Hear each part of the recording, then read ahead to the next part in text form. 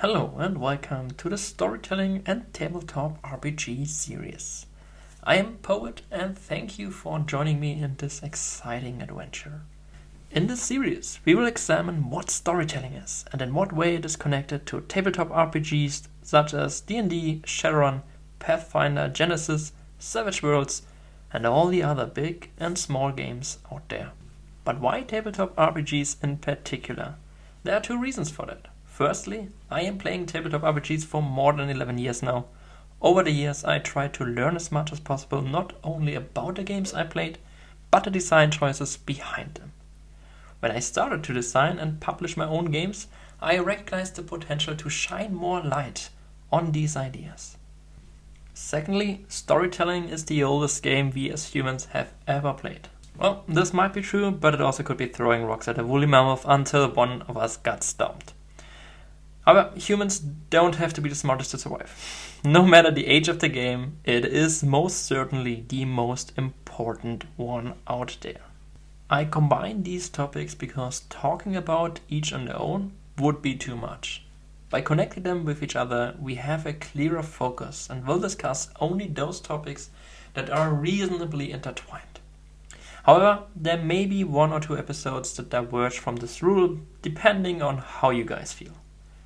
Today we will mostly ignore the tabletop RPG part of our series and primarily focus on storytelling. Now, without further ado, let's take a look into what is storytelling. Storytelling in its simplest form is conveying a story, aka an event or a series of connected events to someone else, usually by means of speech, either written or spoken. In other words, if you tell someone about something, you are telling a story. While it seems rather simple, we need to take a closer look at the true meaning behind that definition. What does event or series of connected events mean? Well, if I go to you and explain to you how Claire punched Jimmy in his face, you learn about that event, aka that story. If I teach you about the biomechanics of punching, you are not learning about a specific event. Thus, I have not told you a story. If I tell you about a story and use it to teach you about said biomechanics, you guessed it, it is a story again. Let's put a pin here and talk about it later. Next, let us think about the way we communicate. It is for sure simpler to tell a story by using words. But these are not the only means and most importantly, not always the best. Not everyone is able to speak effortlessly. Some may have certain conditions that make it challenging or impossible, while others may not speak the same language and thus have no way to use words. Restrictions aside, it is also sometimes better to show, not tell, although we will still count this as storytelling. Watching a movie, for example, you can literally see the story happening.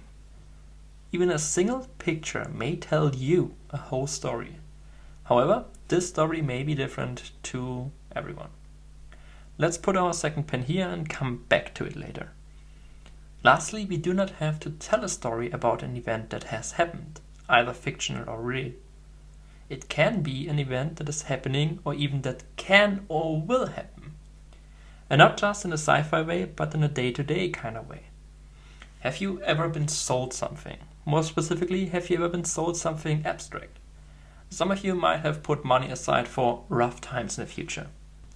Or you invest a portion of your monthly income in order to afford a house for your future family. Grow a college fund for when your kids want to go to college.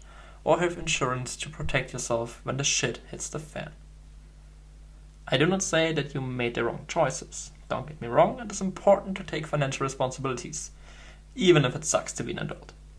But your motivations to spend the money probably did not lie within the numbers and calculation, but rather within the story of future you that you told yourself or someone has told you. Knowing this, there's no way one can reasonably believe that storytelling is not important. It essentially is the way we teach each other. These can be neutral retelling of events or highly biased promotions of values, morals, the benefits of certain commercial goods, and much, much more. Here we look at our first pin again. Telling a story needs a storyteller and an audience. Interestingly, this can be the same person, two people, or the whole world. When we tell a story, we essentially create a narrative. This narrative teaches us how to think, understand, value, perceive, and ultimately judge a thing. Be it a person, an idea, a scientific discovery, a fact of physics, an object, an event, or anything else. Which leads us to our second pin. The storyteller has a strong influence on the audience. However, this influence can strongly vary between different individuals. Let's take a look at the following story. The boxer James hit Sarah. It is a short story and a somewhat bad one. Mostly because it's just one simple line. Some of you may have a few ideas about what happened. Many of you are still withholding judgment. Let's do an experiment. I will add more and more information. You observe yourself.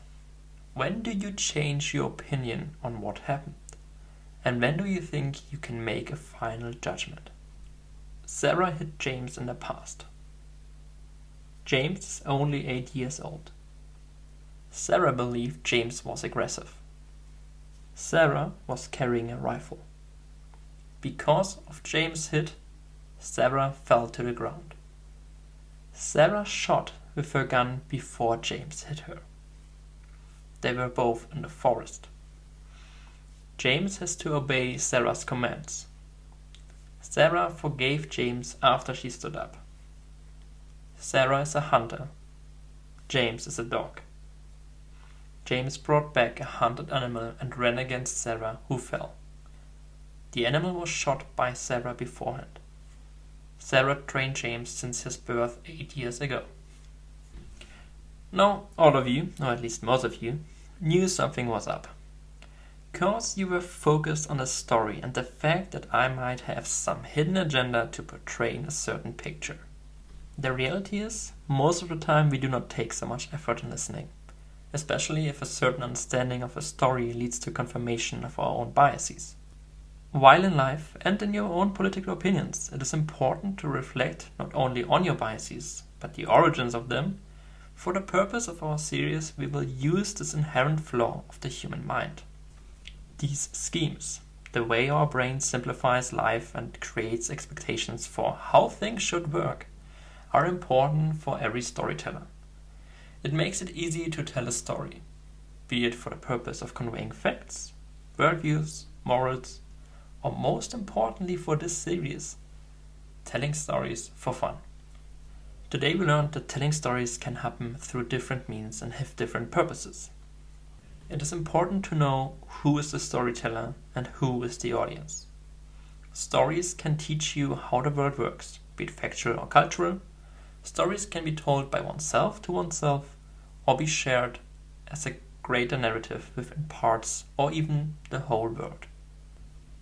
Now that we have understood what storytelling essentially is, we can focus next time on telling stories for fun.